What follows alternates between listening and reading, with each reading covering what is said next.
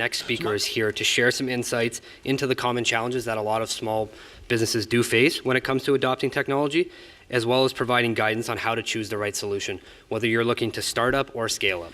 As Senior Vice President of Marketing for the Enterprise Business Unit, a high-growth area at Rogers, Nyla leads a specialized team of more than 40 experienced marketing professionals who collectively support the Enterprise Business Unit sales organization in expanding existing business, discovering new opportunities, ensuring alignment to markets in transition, and continually driving success.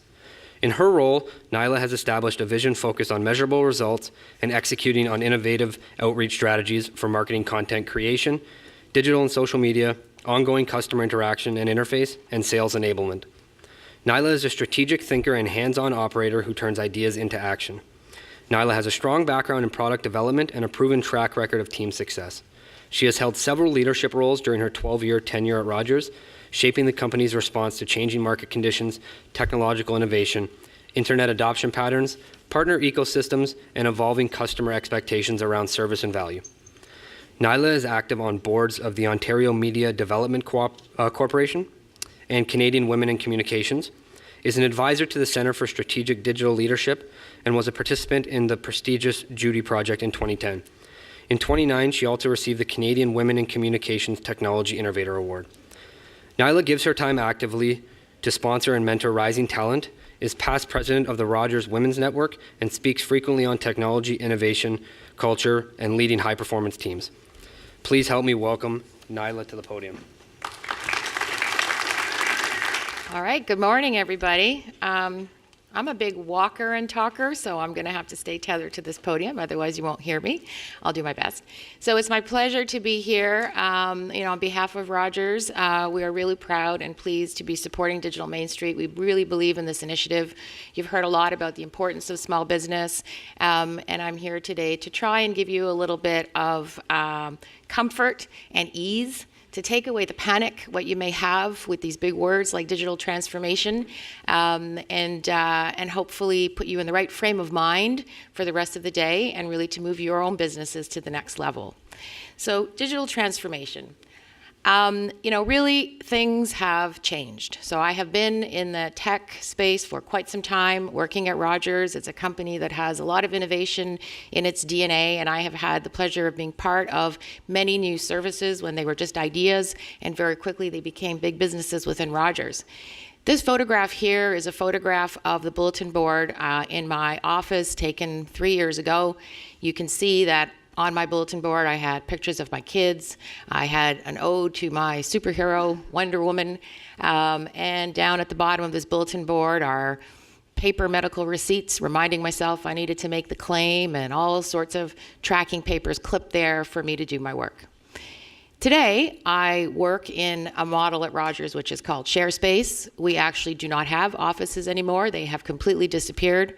We work in an open concept environment. In fact, there isn't even any assigned seating. I don't have a bulletin board. I have a locker where I can drop off my stuff. And I just go with my laptop and my mobile device, just like all the other employees of Rogers do, and we just get to work. That transformation is very, very profound, and that is just 3 years. So things are moving really quickly. And in that particular example, within the context of Rogers, some people find it very disconcerting to not have an office and not have a seat and just have a locker and having to just show up and just do your work. Other people jump to it like fish in water, and I was one of those. I find it very liberating. And for my team, I'm very focused on, innovative teams, agile teams, high performance teams. An environment like ShareSpace is absolutely fantastic. We are accelerating because we have the liberty to work where we want, when we want, in many different types of styles and different kinds of rooms. For me, though, and I think probably for a lot of you in the room, we have all been surviving quite happily and quite easily through a lot of change. If you look at the list of things on this slide, this is just in my lifetime, technologies that I have seen come and go.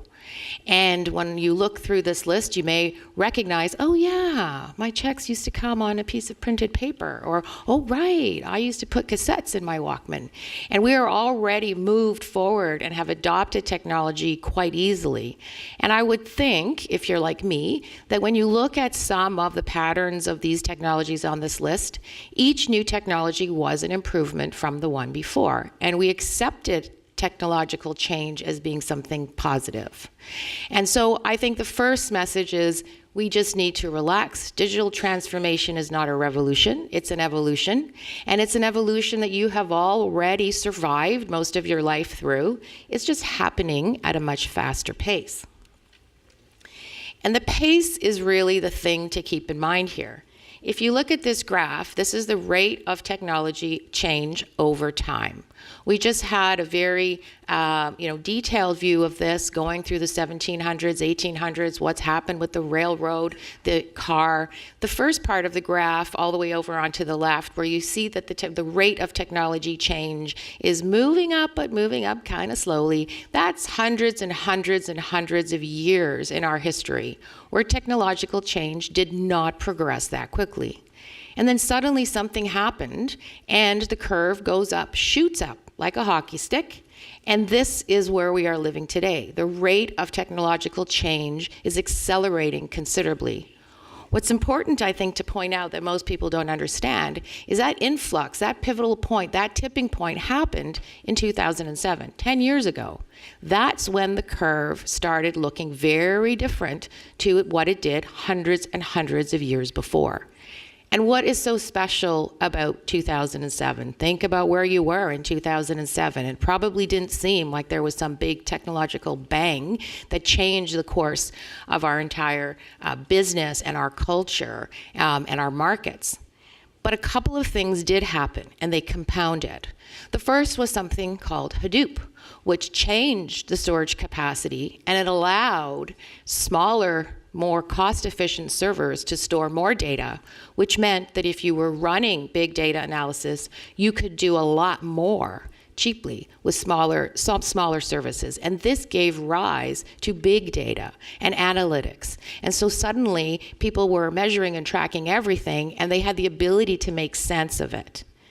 The next thing here, is open source. So open source, the ability, you may have all heard of words like APIs and open source, and we just heard understanding a bit about the cloud and software as a service. In 2007, the concept, the whole open source paradigm created a big shift within the software industry. No one knows this better than our colleagues at Microsoft, who we just heard from. And also on the platform side, Facebook, which at that time everybody thought was just a networking site for university students, and over the 10-year period became a social platform, the social web, social media. It introduced an entirely new way of saying, okay, you have people connected to computers. What happens when the connected people to computers start connecting to each other? And it took off from there. Twitter, which people were scratching their heads going, I don't understand what this 140 character business is all about. But if you were in the news business, it completely changed the way news was distributed and disseminated and where people went to for their news. So on and on this list it goes, and you can see, Google had acquired YouTube in October of 2006. By 2007, we were all spending a lot of time on YouTube, and we were spending less time on television. And so these events, and this is a subset of what happened, but these are probably the things that, whether you realize it or not, they are the driving force behind what you are inheriting today, one decade later, calling a digital transformation. And it happened quite naturally. It was, as I said, an evolution, not a revolution. And that pattern has been continuing as it had hundreds and hundreds of years before. It's just happening at a very accelerated pace. And this causes a lot of anxiety. We feel that we cannot catch up. And we cannot catch up, because by the time you understand a technology, there is some bright whippersnapper somewhere who is innovating on top of that and finding a better way to do it. So the paradigm that we need to think of all of this in is that you have to be agile.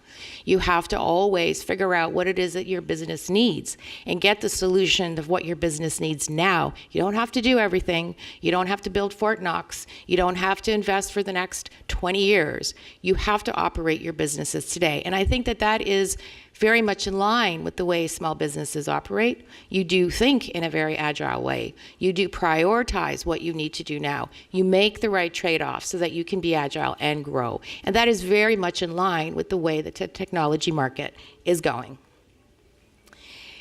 The rate at which we can adopt to changes is what is the big challenge. And in 2009, there was this quote that caught my eye, and I've been pondering it ever since. With technology moving so fast, the question was, are we creating a generation of smartphones and dumb people?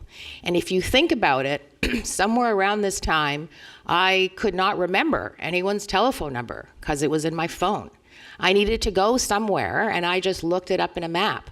I was reminded when it was key birth dates and anniversary dates. My phone was telling me everything. I relied on it, and I was remembering less and less. And even last week, I was in an elevator, and someone said, I don't even remember anyone's phone number. Is that a bad thing? Really? Is it a bad thing that we have technologies and smartphones that can think about those things for us? So for me, the answer to this question is quite clearly, no, I do not think we are dumb people. I think we need to have a better understanding of technology, and we need to get comfortable with the things, the ways that technology can make our lives better or easier or make our businesses grow faster, more profitably, and be more agile. It doesn't necessarily mean if there are new ways of doing things that it's necessarily bad, or if you stop doing certain behaviors, there's nothing wrong with that. You have to come to terms with it.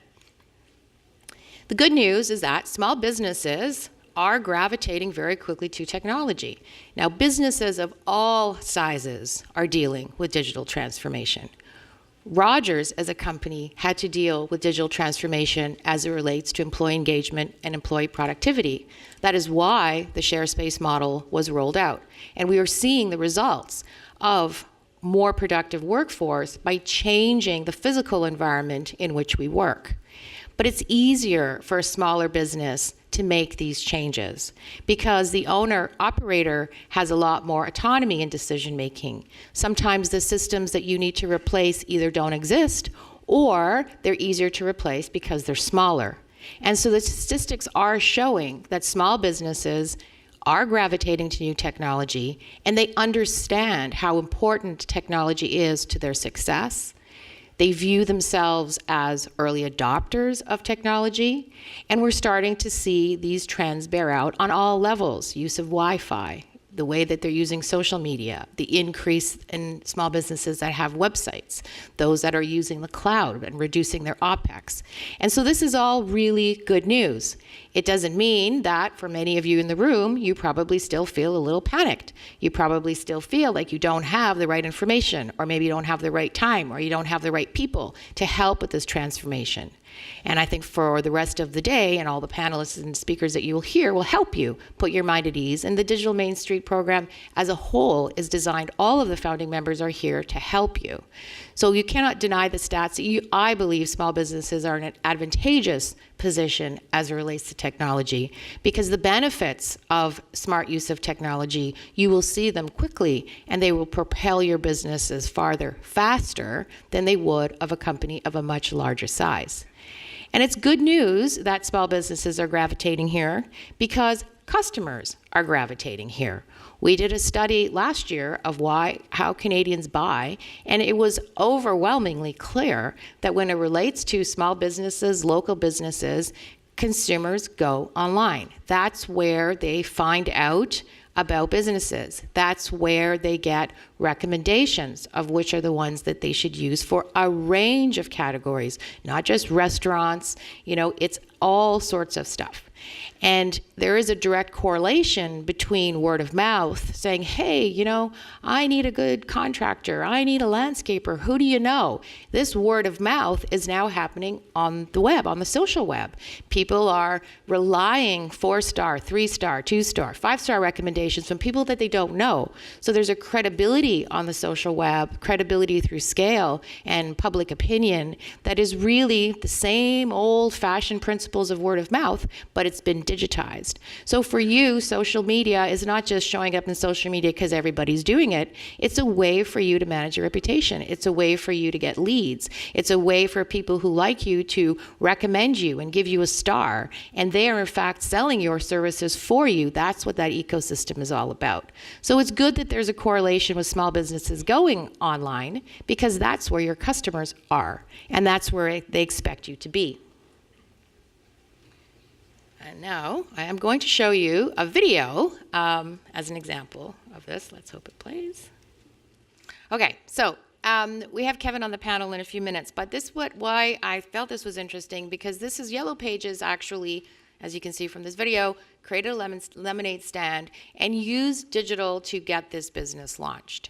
And you kind of heard in there that social was a really big part of what they did. Social is extremely cost effective. It amplifies, it allows you to scale. And it is a tool that you all need to be figuring out how it relates to your business. And social means different things for different business types, of course, but it is very powerful because it is a network of networks of networks, and because it does rely on word of mouth, not only from your friends, but people who are your social friends and recommendations. It becomes a really effective way to market. And so I think this is a really good example where you take something like Lemonade, which is the traditional set up the business at the this end of your driveway, and you can see how it was digitized and brought to life really quickly. And that is where customers are. And if you look at in the restaurant vertical here, restaurants always put stickers on their doors to speak to the virtues of where they are listed and where they've been rated and best restaurants of the year. And I have been noticing over time that these stickers are, for more and more cases, are for online directories like Yelp, like TripAdvisor. So again, it's another example of a behavior that in the restaurant example always did, important to be listed in all of these directories of choice, but they've just evolved those to the digital versions of them. You know best what your business needs.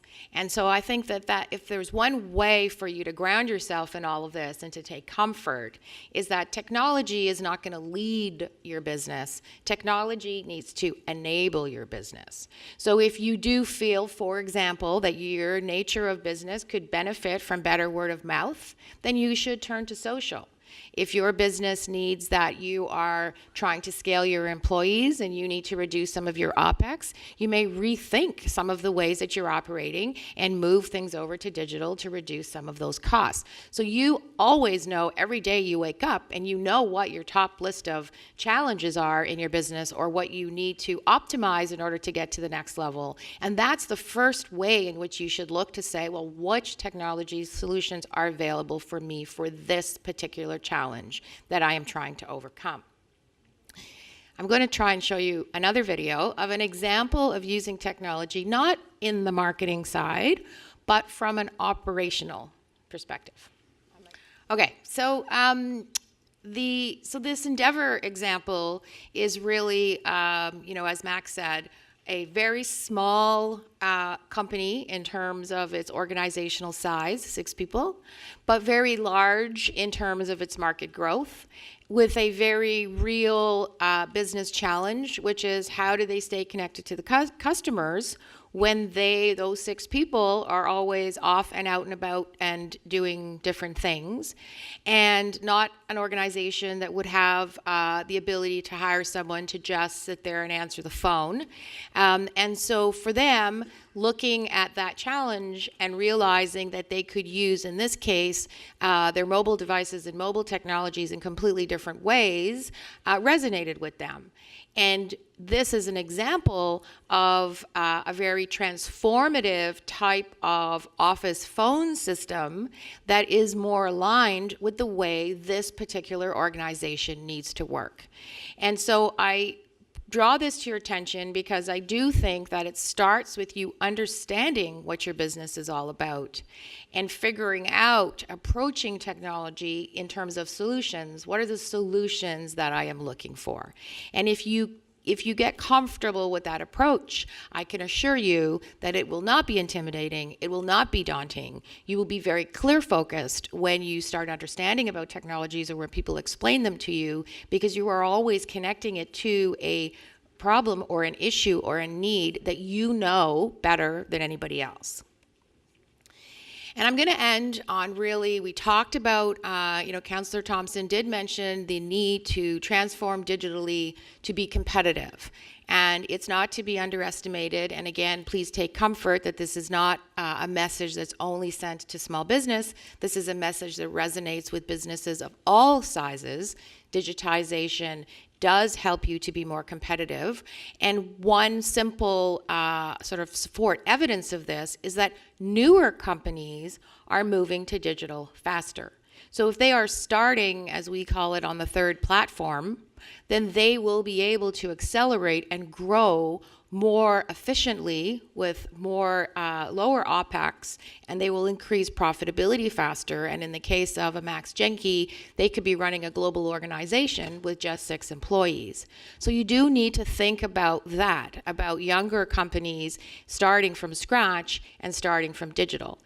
My son, who is 17 years old, had a business project a couple of months ago for school, and they had to come up with a business. And he and his friend decided that they were going to create a service where they were going to allow the mothers who drove the kids to carpool in the morning, they were going to allow them the ability to order their Starbucks the night before. And my son and his friends were going to deliver the hot cup of coffee to their car when they pulled up at the carpool line. And so in order to get this running, he and his buddies after school got together. They opened up a Shopify account.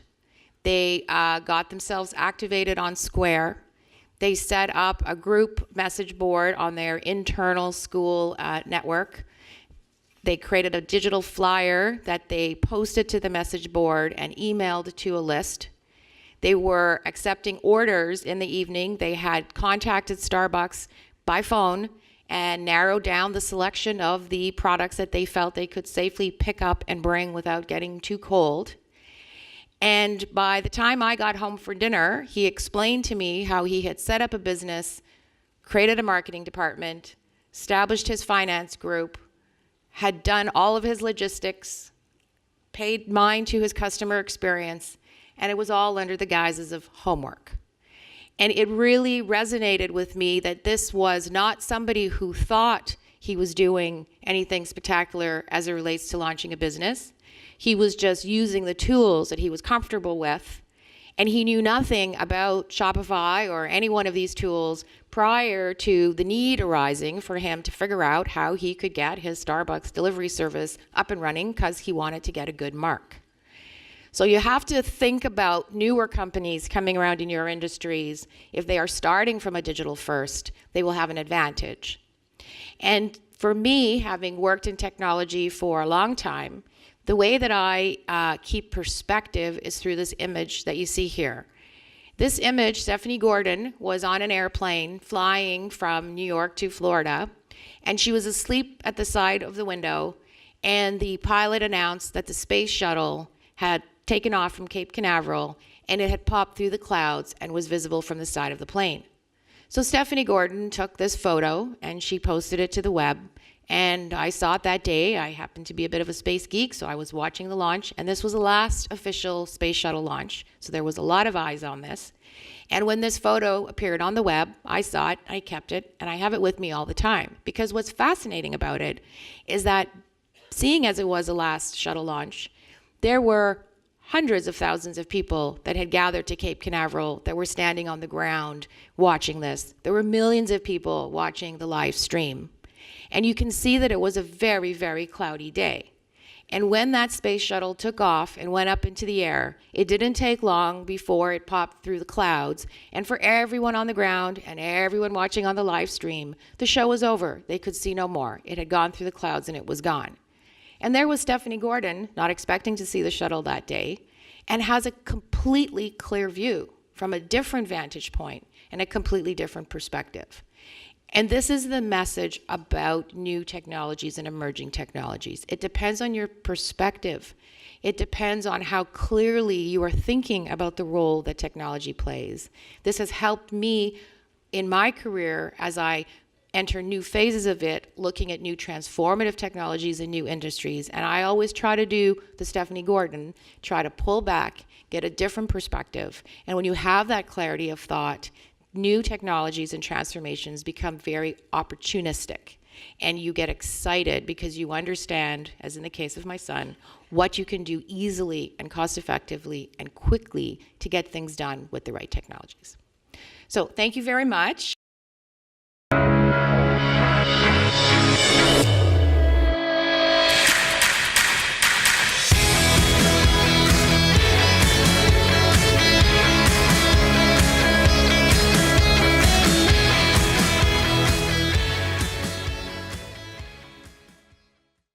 So my name's Tony O'Brien.